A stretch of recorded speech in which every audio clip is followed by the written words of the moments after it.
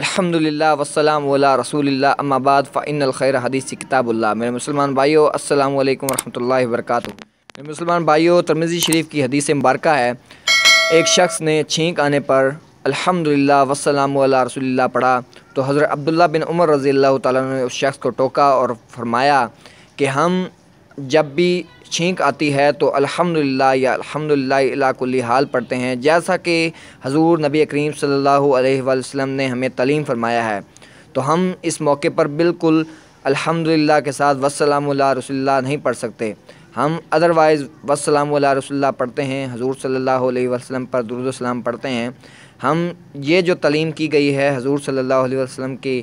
یہ تعلیم کی گئی ایکٹیویٹی کہ چھینک آنے پر الحمدللہ یا الحمدللہ الی کل حال پڑھا جائے، تو اس کے ساتھ ہم بالکل والسلام علی رسول اللہ نہیں پڑھیں گے،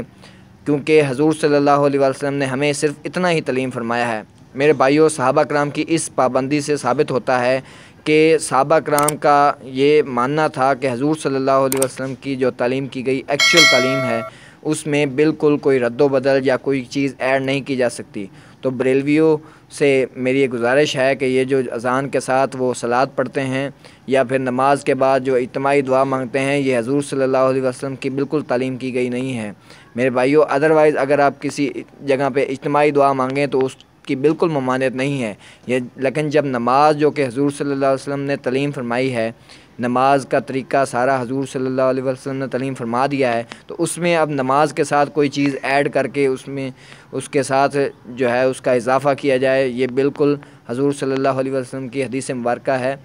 کہ جس میں حضور صلی اللہ علیہ وسلم نے ارشاد فرمایا کہ جس نے ہماری تعلیم کی گئی کسی چیز کو بدل دیا یا اس میں کوئی چیز شامل کر دی، وہ مردود ہے، اس کو بالکل نہ مانا جائے۔ تو میرے بھائی، حضور صلی اللہ علیہ وسلم کی اس تعلیم کی گئی چیز نماز میں، جو کہ حضور صلی اللہ علیہ وسلم کے طریقہ کار کے مطابق ہم نماز پڑھتے ہیں،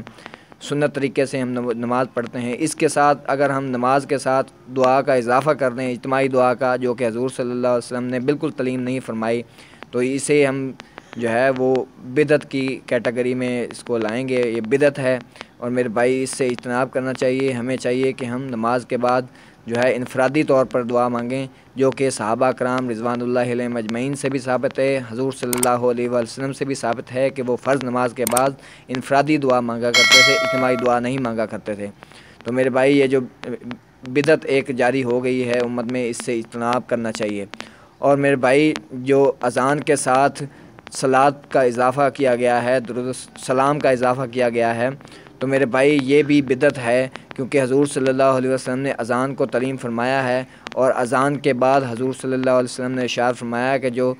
درود مجھ پر بھیجے گا اور الوسیلہ والی دعا مانگے گا، اللہم رب ہذہ الدعوۃ التامہ، جو یہ دعا مانگے گا اس کے لیے میری شفاعت حلال ہو جائے گی۔ تو میرے بھائی، اذان سے پہلے بالکل حضور صلی اللہ علیہ وسلم نے یہ تعلیم نہیں فرمایا کہ سلام پڑھا جائے، صلوات پڑھی جائے۔ یہ صلوات جو اذان کے ساتھ پڑھتے ہیں، یہ بھی بدعت ہے، ہمیں اس سے بھی اجتناب کرنا چاہیے، اور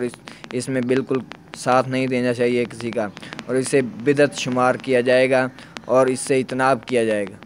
اور کوئی بھی چیز جیسے کہ قبروں پہ اذان دیتے ہیں، کچھ لوگ جو ہیں وہ قبروں پر اذانیں دیتے ہیں، یہ بھی بالکل بدعت ہے۔ حضور صلی اللہ علیہ وسلم نے قبر کے اوپر جو ہے وہ دعا مغفرت کرنے کی یا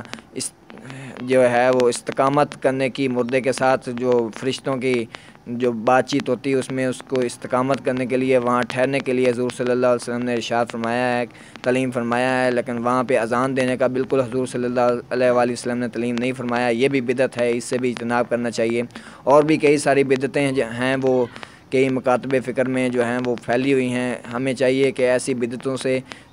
بالکل اجتناب کرنا چاہیے۔ دعا کرتا ہوں جو حق بات کہی اللہ رب العزت ہمارے دلوں میں راسخ فرمائے، آمین۔ وما علینا الا البلاغ المبین۔ السلام علیکم ورحمۃ اللہ وبرکاتہ۔